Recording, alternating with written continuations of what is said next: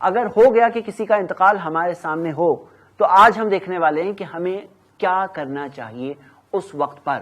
سب سے پہلی چیز جو ہمیں کرنا چاہیے اس وقت پر، جو مرنے والے کی آنکھیں کھلی ہو وہ آنکھوں کو ہمیں بند کرنا چاہیے۔ ہمیں حدیث ملتی ہے کہ اللہ کے رسول صلی اللہ علیہ وسلم داخل ہوئے، دخل رسول اللہ صلی اللہ علیہ وسلم علی ابی سلمہ، ابو سلمہ رضی اللہ عنہ کا انتقال ہوا تھا۔ نبی صلی اللہ علیہ وسلم داخل ہوئے، وقد شق بصرہ، اور ابو سلمہ کی آنکھیں کھلی تھی، فغمضہ، نبی صلی اللہ علیہ وسلم نے آنکھوں کو بند کیا اور فرمایا ان الروح اذا قبض تبعہ البصر، جب روح قبض کی جاتی ہے تو آنکھیں اس کا پیچھا کرتی ہیں، آنکھیں اس کا پیچھا کرتی ہیں، آنکھیں دیکھتی جاتی ہیں۔ تو اللہ کے رسول صلی اللہ علیہ وسلم نے بتایا آنکھیں جو کھلی ہوتی ہے نبی صلی اللہ علیہ وسلم نے بند کیا، سب سے پہلی چیز۔ دوسری چیز ہمیں یہ کرنا چاہیے کہ اطلاع ملنے پر ہمیں کہنا چاہیے انا للہ و انا الیہ راجعون، کہ ہم اللہ ہی کے ہیں اور اللہ ہی کی طرف واپس لوٹنے والے ہیں۔ ہم اس بات کو جب کہتے ہیں تو ہمیں احساس ہونا چاہیے کہ ہم خود بھی اللہ کے پاس واپس لوٹیں گے، اور یہ لوٹنا ہی ہے کیونکہ ہم اس دنیا میں رہنے کے لیے نہیں آئے ہیں۔ یہ کہنے میں مقصد یہ ہے کہ ہم اس بات کو یاد دلائیں اپنے آپ کو کہ ہم خود بھی یہاں ہمیشہ نہیں رہنے والے ہیں اور اللہ کے پاس واپس ہم سب کو لوٹنا ہے۔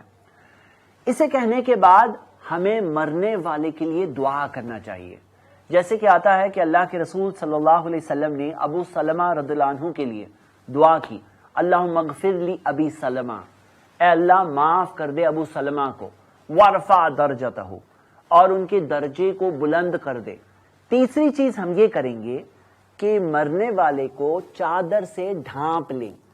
اللہ کے رسول محمد صلی اللہ علیہ وسلم کے بارے میں آتا ہے کہ جب نبی صلی اللہ علیہ وسلم کا انتقال ہوا، سجی ببرد حبرۃ، نبی صلی اللہ علیہ وسلم کو ایک یمنی چادر سے جس کے اوپر کچھ ڈیزائن تھی اس سے ڈھانپا ہوا تھا، اور ہم دیکھتے ہیں کہ وہ چادر چہرے پر ڈال دینا ہمیں ملتا ہے، مرنے والے کے چہرے کو کور کر لینا چاہیے۔ یہ الگ بات ہے کہ اللہ کے رسول صلی اللہ علیہ وسلم سے بھی ثابت ہے کہ انہوں نے عثمان بن مظعون رضی اللہ عنہ کو جب ان کا انتقال ہوا تو ان کے چہرے کو کھولا، اور اسی طرح ابو بکر رضی اللہ عنہ نے بھی جب نبی صلی اللہ علیہ وسلم کے انتقال کے بعد وہ آئے تو انہوں نے چہرے کو کھول کر کے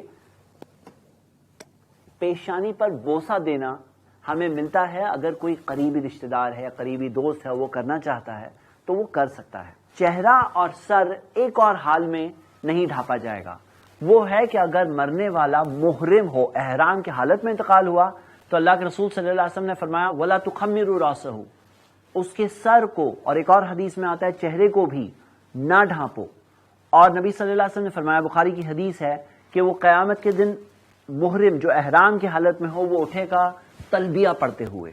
تو تیسری چیز جو ہم نے دیکھا کہ چادر سے مرنے والے کو ڈھانپ لیا جائے۔ چوتھی چیز اس تعلق سے یہ ہے کہ مرنے والے کے لیے دعا کرنا، اور دعا کے اندر میرے بھائیوں میری بہنیں، جیسا کہ ہمیں پتا ہے کہ ہم جو کہتے ہیں اس وقت پر فرشتے آمین بھی کہہ رہے ہوتے ہیں، تو ہمیں دل کھول کر دعا کرنی چاہیے۔ آپ دیکھیے صحیح مسلم میں ہمیں حدیث ملتی ہے کہ اللہ کے رسول صلی اللہ علیہ وسلم نے کتنی پیاری دعائیں کی ابو سلمہ رضی اللہ عنہ کے لیے۔ نبی صلی اللہ علیہ وسلم نے فرمایا اللہم اغفر لی ابی سلمہ، اے اللہ معاف کر دے ابو سلمہ کو، وارفع درجتہ فی المہدیین، اور ہدایتی یافتہ لوگوں میں ان کے درجے کو بلند کر دے۔ آپ بھی دعا کریں، اے اللہ فلاں کو معاف کر دے، اے اللہ ان کے درجے کو بلند کر دے۔ وَاخْلُفْهُ فِي عَقِبِهِ فِي الْغَابِرِينَ، اور جو ان کے پیچھے والوں کے لیے اللہ تو خلیفہ ہو جا، تو دیکھ ریکھ کرنے والا ہو جا۔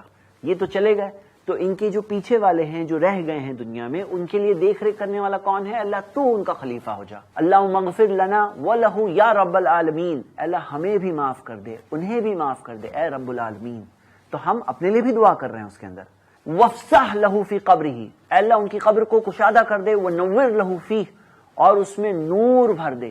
تو ہم دیکھتے ہیں نبی صلی اللہ علیہ وسلم نے بہت ساری دعائیں کی۔ ایسے وقت پر ہم خود کے لیے بھی دعا کریں، یہ بھی ہمیں ملتا ہے۔ صحیح مسلم میں حدیث ہے، ام سلمہ رضی اللہ عنہا بتاتی ہیں کہ جب ابو سلمہ رضی اللہ عنہ کا انتقال ہوا تو نبی صلی اللہ علیہ وسلم نے انہیں دعا سکھائی کہ آپ یہ دعا پڑھیں، اور نبی صلی اللہ علیہ وسلم نے جو دعا سکھائی انہوں نے وہ دعا پڑھی، اللہم اجرنی فی مصیبتی، اے اللہ مجھے اپنی اس مصیبت میں اجر دے دے، بدلہ دے دے، ثواب دے دے، واخلف لی خیرا منہ، اور مجھے ان کی جگہ کوئی بہتر دے دے۔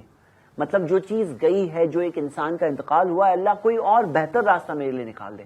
اور مجھے اس سے بہتر کچھ دے دے. تو ہم دیکھتے ہیں کہ ام سلمہ رضی اللہ عنہا نے جو دعا کی, انہوں نے سوچا کہ ابو سلمہ بہترین صحابی ہے, بہت بہترین شوہر تھے, بہت اچھے مسلمان تھے.